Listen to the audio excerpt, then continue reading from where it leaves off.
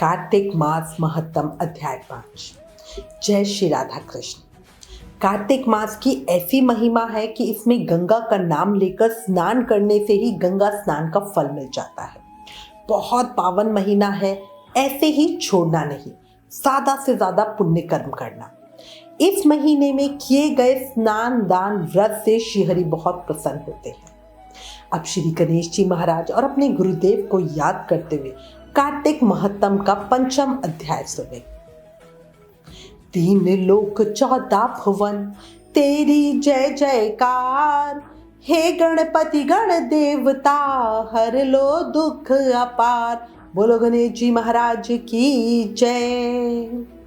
गुरुर ब्रह्मा गुरुर्विष्णु गुरुर्देवो महेश्वरा, गुरुर साक्षात परब्रह्मा तस्मै श्री गुरुवे नमः। बोलो गुरुदेव महाराज की जय। प्रभु मुझे सहारा है तेरा जग के पालनहार, कार्तिक मास महत्तम की कथा करूं विस्तार। बोलो कार्तिक के ठाकुर की जय, कार्तिक महत्तम की जय। नारद जी ब्रह्मा जी से बोले, हे पितामह, कार्तिक मास में जो दीपदान होता है उसका महत्तम कहिए।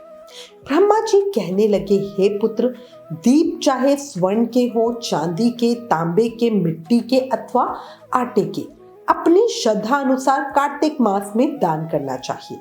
ऐसा करने से सब पापों का नाश होता है। दीपक भगवान की मूर्ति के आगे अथवा तुलसी के वृक्ष के समीप, चौक में, ब्राह्मण के घर में, वृक्ष के नीचे, वन में, गौशाला में तथा धर्मशाला पर चाहे घी का या तेल का जगाना चाहिए। जो ब्राह्मण के घर पर दीपक जलाते हैं उनको अग्निष्ठ होम यज्ञ का फल प्राप्त होता है, और जो आकाश में उच्च दीप जगाते हैं उनके धन की वृद्धि होती है तथा वैकुंठ वास मिलता है। आकाश दीप दान करते हुए भगवान से प्रार्थना करें और कहें, हे भगवान, मैं आपके निमित्त दीप प्रज्वलित करती हूँ, कृपया इसे स्वीकार करें। नारद जी ने पूछा, पितामह, कार्तिक में दीपदान का क्या महत्व है? तो ब्रह्मा जी बोले, हे पुत्र, स्त्रियों और पुरुषों ने जन्म से लेकर जो पाप किए हैं वो सब कार्तिक में दीपदान से नष्ट हो जाते हैं। इस विषय में तुमसे एक प्राचीन इतिहास कहता हूँ, ध्यान से सुनो। पूर्व काल में द्रविड़ देश में एक बुध नामक ब्राह्मण रहता था। उसकी स्त्री बड़ी दुष्ट और दुराचरण वाली स्त्री थी। उसके संसर्ग दोष से पति की आयु क्षीण हो गई और वो मृत्यु को प्राप्त हुआ। पति के मर जाने पर भी वो व्यभिचार में ही लग गई। उसको लोक निंदा से तनिक भी लज्जा नहीं होती थी। उसके ना तो कोई पुत्र था और ना ही भाई। वो सदा भिक्षा के अन्न का भोजन करती थी, तीर्थ यात्रा से दूर रहती, कभी कथा आदि में भी नहीं सुनती थी। एक दिन तीर्थ यात्रा में लगा हुआ कुछ नाम का विद्वान ब्राह्मण उसके घर पर आया। उसको व्यभिचार में आसक्त देखकर उस महर्षि कुछ ने कहा, ओ मूढ़ नारी, पृथ्वी आदि पंचभूतों से बने हुए, पीप और रक्त से भरे हुए इस शरीर को, जो केवल दुख का ही कारण है, ये देह पानी के बुलबुले के समान है। एक दिन इसका नाश होना निश्चित है। सबसे श्रेष्ठ भगवान विष्णु का चिंतन कर और उन्हीं की लीला कथा को सुन। जब कार्तिक मास आवे तब भगवान दामोदर की प्रीति के लिए स्नान दान आदि करके दीपदान दे। भगवान विष्णु की परिक्रमा करके उन्हें प्रणाम कर। ये व्रत विधवा और सौभाग्यवती सभी स्त्रियों के करने योग्य है।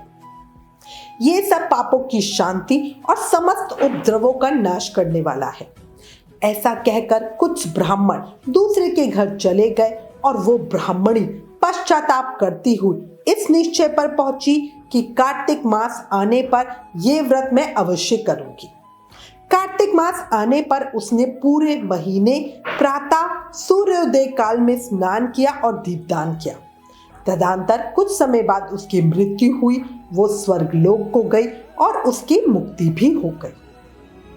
कार्तिक के व्रत में तत्पर हो दीपदान आदि करने वाला जो इस दीपदान का इतिहास सुनता है वो भी मोक्ष को प्राप्त होता है।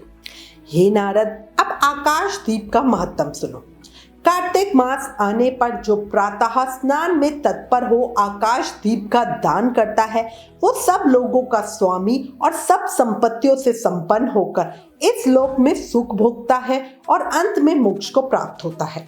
इसलिए कार्तिक में स्नान, दान आदि कर्म करते हुए भगवान विष्णु के मंदिर के कंगरे पर 1 मास तक अवश्य दीपदान करना चाहिए। महाराज सनद ने चंद्र शर्मा ब्राह्मण के बताए अनुसार 1 मास तक विधि पूर्वक व्रत किया। वे कार्तिक में प्रतिदिन प्रातः काल स्नान करके पवित्र होते और कोमल तुलसी दलों से भगवान विष्णु की पूजा करके रात में उनके लिए आकाश दीप देते थे। दीप देते समय वो इस मंत्र का उच्चारण करते थे, दामोदराय विश्वाय विश्व रूप धराय च नमस्कृत्वा प्रदस्यम्यामि व्योम दीपम हरिप्रिया। इसका मतलब है, मैं सर्व स्वरूप एवं विश्व रूपधारी भगवान दामोदर को नमस्कार करके ये आकाश दीप देता हूँ जो भगवान को परम प्रिय है। हे देवेश्वर, इस व्रत से आप में मेरी भक्ति बढ़े। इस भाव से प्रार्थना करके राजा सनंदन दीपदान करते थे। ब्रह्म मुहूर्त में उठकर वो पुनः आकाश दीप देते। उनका प्रातःकाल स्नान और भगवान विष्णु की पूजा का क्रम नियम पूर्वक चलता रहा। मास की समाप्ति पर उन्होंने व्रत का उद्यापन करके आकाश दीप के नियम को भी समाप्त किया और ब्राह्मणों को भोजन कराकर इस विष्णु व्रत की पूर्ति की। इस पुण्य के प्रभाव से राजा ने इस लोक में स्त्री, पुत्र, पौत्र और स्वजनों के साथ सुखों का उपभोग किया और अंत में सुंदर विमान पर बैठकर मोक्ष को प्राप्त किया। कार्तिक मास में दुर्लभ मनुष्य जन्म को पाकर भगवान विष्णु को प्रिय लगने वाले आकाश दीप का विधि पूर्वक दान देना चाहिए। जो भगवान विष्णु की प्रसन्नता के लिए आकाश दीप देते हैं, वो कभी अत्यंत क्रूर मुख वाले यमराज का दर्शन नहीं करते। एकादशी से, तुला राशि के सूर्य से अथवा पूर्णिमा से लक्ष्मी सहित भगवान विष्णु की प्रसन्नता के लिए आकाश दीपदान प्रारंभ करना चाहिए। नमः पित्तभय प्रेतोभय नमो धर्माय विष्णवे नमो यमाय रुद्राय कांतरपर्ताय नमः। अर्थात पितरों को नमस्कार है, प्रेतों को नमस्कार है, धर्म स्वरूप भगवान विष्णु को नमस्कार है, यमराज को नमस्कार है तथा दुर्गम पथ में रक्षा करने वाले भगवान रुद्र को नमस्कार है। इस मंत्र से जो मनुष्य पितरों के लिए आकाश में दीपदान करते हैं, उनके वो पितर नरक में होकर भी उत्तम गति को प्राप्त हो जाते हैं। जो देवालय में, नदी के किनारे, सड़क पर तथा नींद लेने के स्थान पर दीप देता है, उसे सर्वोत्मुखी लक्ष्मी प्राप्त होती है। जो मंदिर में दीप जगाता है, वो विष्णु लोक में प्रतिष्ठित होता है। जो कीट और कांटों से भरी हुई दुर्गम और ऊंची नीची भूमि पे दीपदान करता है, वो कभी नरक में नहीं पड़ता। पूर्व काल में राजा धर्मनंदन ने आकाश दीपदान के प्रभाव से श्रेष्ठ विमान पर आरूढ़ हो विष्णु लोक को प्रस्थान किया। जो कार्तिक मास में हरि प्रबोधनी एकादशी को भगवान विष्णु के आगे कपूर का दीपक जलाते हैं, उनके कुल में उत्पन्न हुए सभी मनुष्य भगवान विष्णु के प्रिय भक्त होते हैं और अंत में मोक्ष को प्राप्त होते हैं। पूर्व काल में कोई गोप अमावस्या तिथि को भगवान विष्णु के मंदिर में दीपक जलाकर तथा बार बार जय हो का उच्चारण करके राज राजेश्वर हो गया था। कार्तिक में मथुरा, माघ में प्रयाग और वैशाख में हरिद्वार का वास अति उत्तम होता है। जब सूर्य तुला, मकर और मेष राशि का हो, उसमें किए गए व्रत, नियम और पूजा बहुत अधिक फल देने वाले होते हैं। इन मासों में अच्छे कर्म करने से पापों का नाश हो जाता है। जैसे सूर्योदय से अंधकार, व्रज से पर्वत, गरुण के भय से सर्प, पवन से मेघ, ज्ञान से दुख, सिंह के भय से मृग, वैसे ही मथुरा के दर्शन से सब पाप भाग जाते हैं।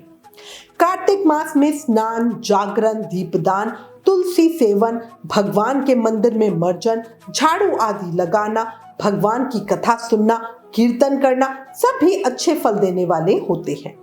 पूर्व जन्म के पापों का नाश करने के लिए व्रत इत्यादि करना होता है।